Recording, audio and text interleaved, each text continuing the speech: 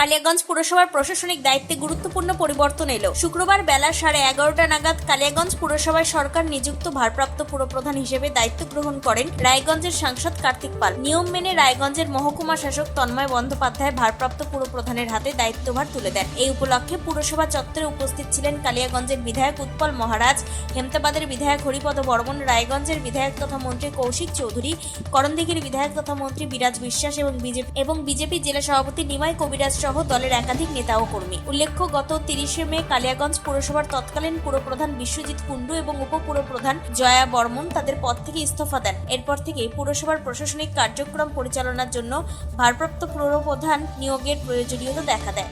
সরকারি নির্দেশ অনুযায়ী নতুন পুরপ্রধান নির্বাচিত না হওয়া পর্যন্ত কালিয়াগঞ্জ পুরসভার ভারপ্রাপ্ত পুরপ্রধান হিসেবে দায়িত্ব পালন করবেন রায়গঞ্জের সাংসদ তথা কালিয়াগঞ্জ পুরসভার 8 নম্বর ওয়ার্ডের কাউন্সিলর কার্তিক পাল। এদিন এই বিষয়ে ভারপ্রাপ্ত পুরপ্রধান কার্তিক চন্দ্র পাল কি বলছেন শুনবো। নমস্কার, আমার প্রিয় কালিয়াগঞ্জবাসী, আজকে আপনাদের আশীর্বাদে আমি আবার আজকে পৌরসভায় এসেছি। এই পৌরসভা বর্তমান পরিস্থিতি খুব খারাপ। চারিদিকে ঋণ যেমন রয়েছে, ঠিক তেমনি যারা অবসরপ্রাপ্ত পৌরসভার কর্মচারীরা রয়েছেন তারা পেনশন পাচ্ছেন না। ঠিকঠাক করে আমাদের যারা একদিন না আসলে, কাজে না আসলে আমাদের সমাজ ব্যবস্থা থেকে শুরু করে আমাদের বাড়ির যারা গৃহকর্ত্রী বা যারা রয়েছেন তাদের সমস্যা, ঠিক সেই জায়গায় দাঁড়িয়ে আজকে এই সমস্যার মধ্যে আমাদের দায়িত্ব নিতে হচ্ছে এবং আমাদের দল, আমাদের নেতৃত্ব এই দায়িত্ব আমাকে দিয়েছে। আগামী দিন কঠিন লড়াই। আমি আমার কালিয়াগঞ্জবাসীকে বলবো যে আপনারা সবাই মিলে এই পৌরসভাকে সহযোগিতা করুন, যাতে এই পৌরসভা জনগণের পৌরসভা হবে এবং এই পৌরসভা মানুষের জন্য কাজ করবে। কালিয়াগঞ্জে স্টেডিয়াম যখন আমি পৌরপতি ছিলাম তখন শুরু হয়েছিল বিএডিপি ফান্ডে। তারপরে সেই স্টেডিয়াম এখনো অবধি সেই পর্যায়ে রয়েছে, টাকার অভাবে কাজ হচ্ছে না। সেই জন্য আমি আমার এমপি ল্যাডের উদ্যোগে সেখান থেকে আমি 1 কোটি টাকাই দিতে চেয়েছিলাম। সেই 1 কোটি টাকা দরকার নেই, অনুমোদনটা পৌরসভার চলে এসছে, টাকা হয়তো আজকের মধ্যেই ঢুকে যাবে। এই স্টেডিয়ামের জন্য প্রায় 90 লক্ষ, 89 লক্ষ সামথিং সেই টাকাটা অলরেডি দিয়ে দিয়েছি, যাতে এই কাজটা সম্পন্ন হয়। মানুষের প্রয়োজনে যে স্টেডিয়াম করার, আমার ছাত্রছাত্রী থেকে শুরু করে যুব সমাজের খেলাধুলার জন্য যে সুবিধা হয়, তার জন্য স্টেডিয়ামের কাজটা খুব তাড়াতাড়ি সম্পন্ন করা হবে।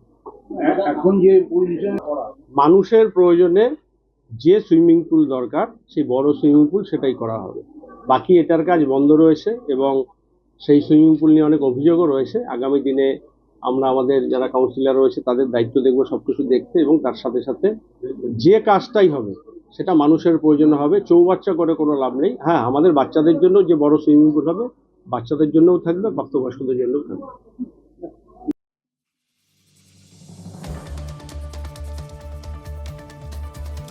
তবে দায়িত্ব গ্রহণের পর পুরসভার উন্নয়নমূলক কাজ এবং নাগরিক পরিষেবা আরও গতিশীল করার লক্ষ্যে কাজ করার আশ্বাস দেন তিনি। উত্তর দিনাজপুরের কালিয়াগঞ্জ থেকে নিজস্ব প্রতিনিধির রিপোর্ট, টাইমস 14 বাংলা।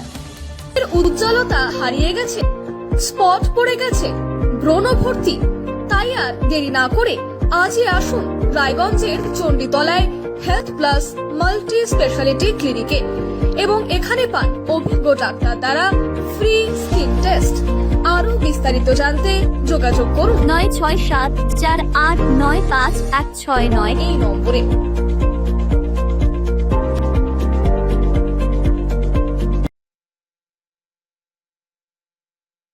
আজ তোমার বিয়ে সাজলো নতুন সাজে,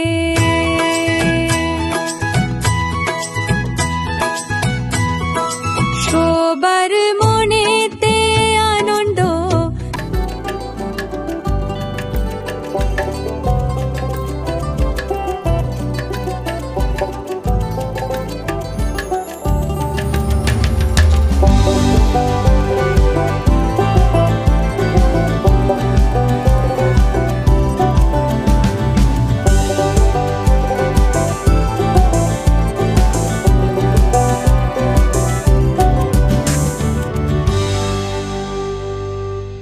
রাখুন, সেই সঙ্গে টাইমস 14 বাংলার ইউটিউব চ্যানেলকে সাবস্ক্রাইব করতে ভুলবেন না।